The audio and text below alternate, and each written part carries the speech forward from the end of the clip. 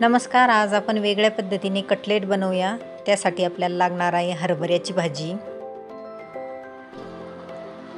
4 बटाटे, 1 इंच अद्रक, 10-12 हिरव्या मिरच्या, 10-12 लसणाच्या पाकळ्या, हळद, चाट मसाला, जिरे, गरम मसाला, मीठ, कॉर्नफ्लॉवर आणि तांदळाचं पीठ. भाजी स्वच्छ निवडून बारीक चिरून घ्यायची.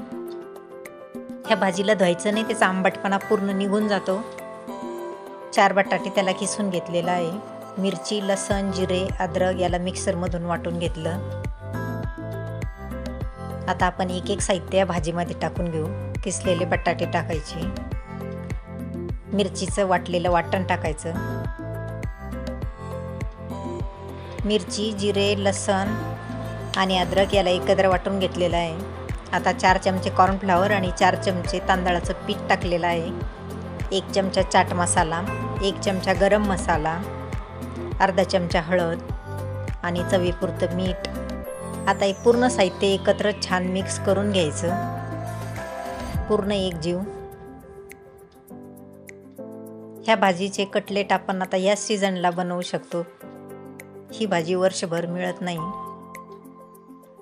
या पद्धतीने आपण याच्यात अशी कटलेट बनवून घेऊ.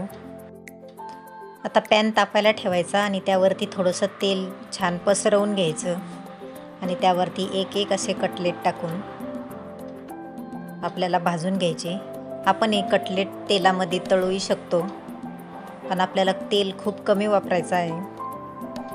असं बाजूनी थोडंसं तेल सोडायचं आणि वरती झाकण ठेवायचं. 5 मिनटासाठी त्याला एक वाफ येऊ द्यायची, म्हणजे ते एका साईडने पूर्ण भाजतातही. नंतर ते याच पद्धतीने उलटून घ्यायचे आणि झाकण ठेवायचं. दुसऱ्याही बाजूने असेच भाजून घ्यायचे. असे आपले आता हे छान हरभऱ्याच्या भाजीचे कटलेट तयार झालेले आहे. कसे वाटले ते कमेंट करून सांगा.